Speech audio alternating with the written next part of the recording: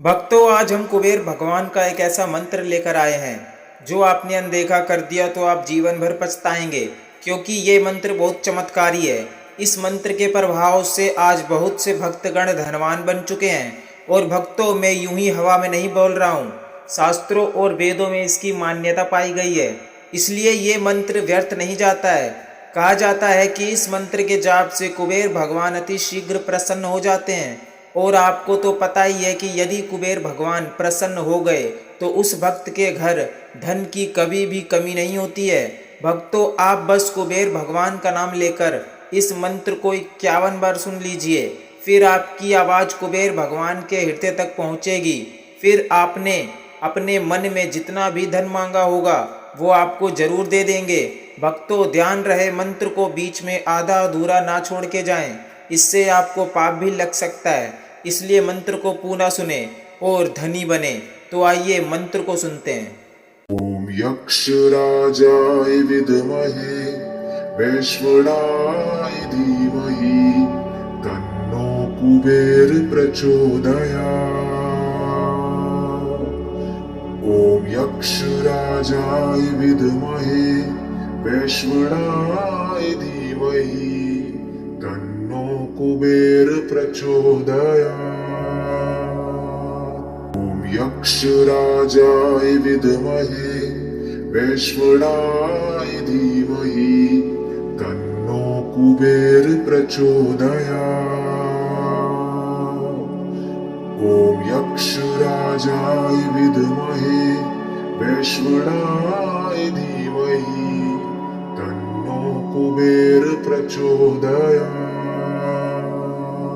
ओम यक्षराजाय विद्महे वैश्वनाय धीमहि तन्नो कुबेर प्रचोदयात्।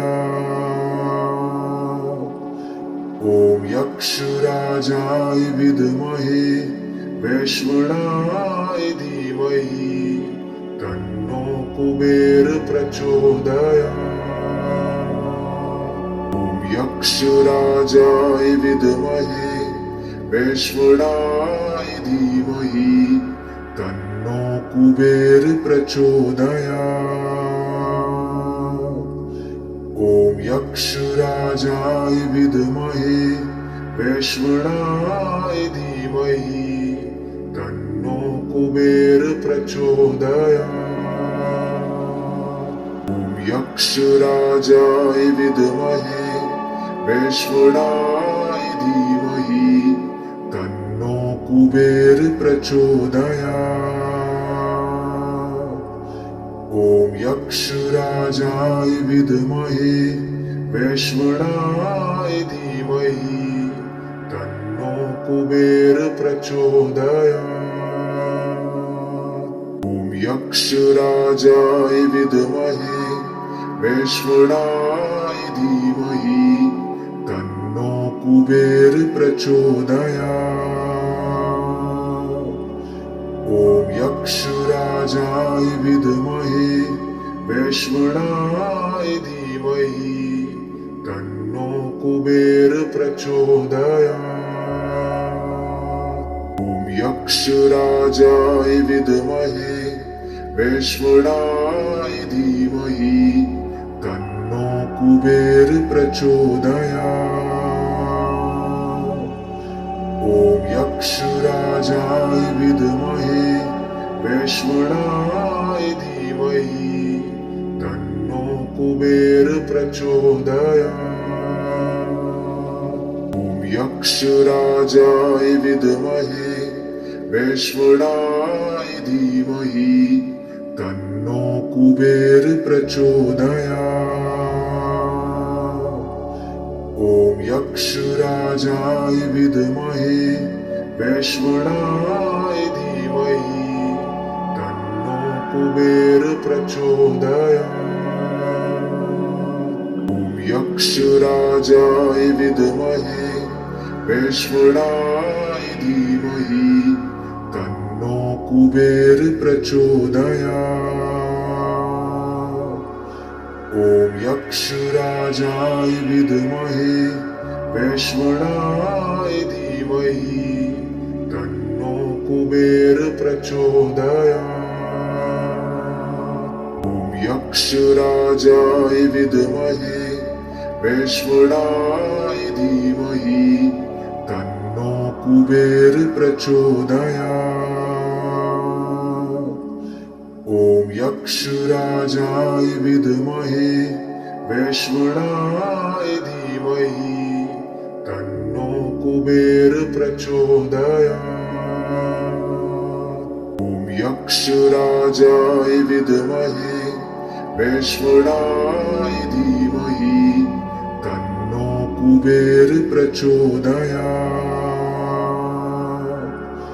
ॐ यक्षराजाय विद्महे वैश्वनाय धीमहि तन्नो कुबेर प्रचोदयात्।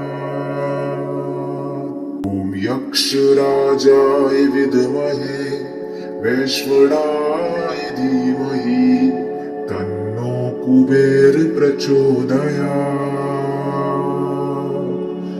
ॐ यक्षराजाय विद्महे वैश्वनाय धीमहि तन्नो कुबेर प्रचोदयात्।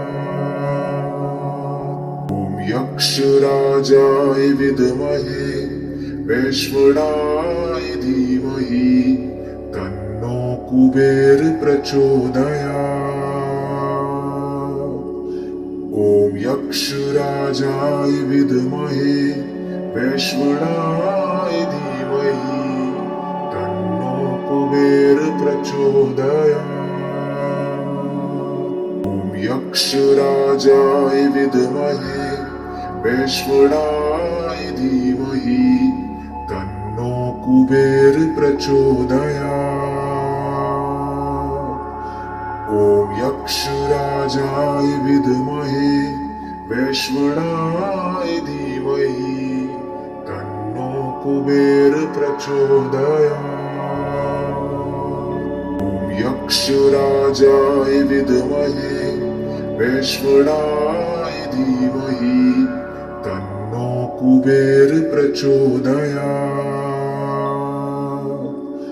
ॐ यक्षराजाय विद्महे वैश्वनाय धीमहि तन्नो कुबेर प्रचोदयात्।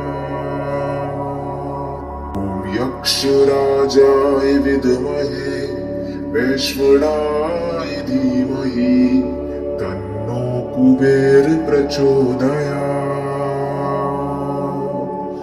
ॐ यक्षराजाय विद्महे वैश्वनाय धीमहि तन्नो कुबेर प्रचोदयात्।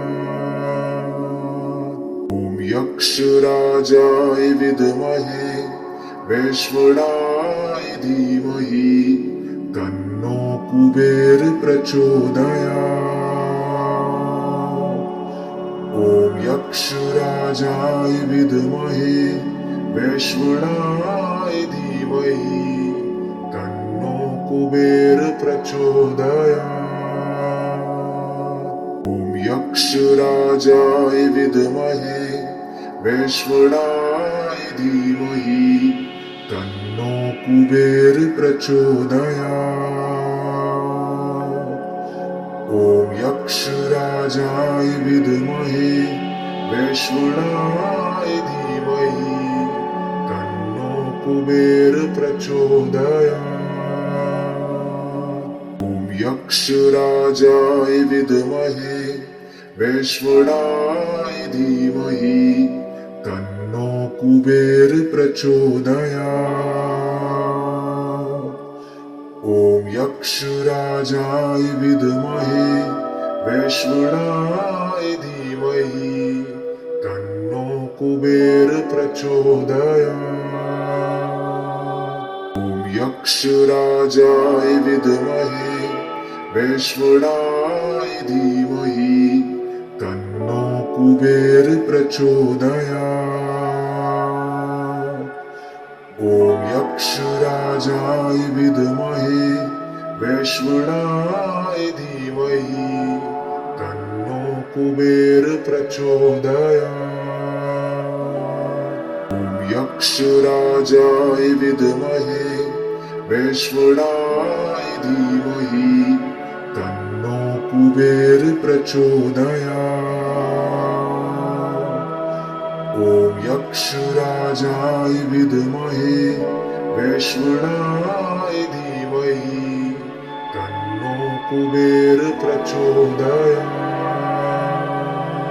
ॐ यक्षराजाय विद्महे वैश्वनाय धीमहि तन्नो कुबेर प्रचोदयात्। ॐ यक्षराजाय विद्महे वैश्वनाय धीमहि तन्नो कुबेर प्रचोदयात्। ॐ यक्षराजाय विद्महे वैश्वनाय धीमहि तन्नो कुबेर प्रचोदयात्। ॐ यक्षराजाय विद्महे वैश्वनाय धीमहि तन्नो कुबेर प्रचोदयात्। ॐ यक्षराजाय विद्महे वैश्वनाय धीमहि तन्नो कुबेर प्रचोदयात्। ॐ यक्षराजाय विद्महे वैश्वनाय धीमहि तन्नो कुबेर प्रचोदयात्। ॐ यक्षराजाय विद्महे वैश्वनाय धीमहि तन्नो कुबेर प्रचोदयात्। ॐ यक्षराजाय विद्महे वैश्वनाय धीमहि तन्नो कुबेर प्रचोदयात्। ॐ यक्षराजाय विद्महे वैश्वनाय धीमहि तन्नो कुबेर प्रचोदयात्। ॐ यक्षराजाय विद्महे वैश्वनाय धीमहि तन्नो कुबेर प्रचोदयात्। ॐ यक्षराजाय विद्महे वैश्वनाय धीमहि तन्नो कुबेर प्रचोदयात्। ॐ यक्षराजाय विद्महे वैश्वनाय धीमहि तन्नो कुबेर प्रचोदयात्।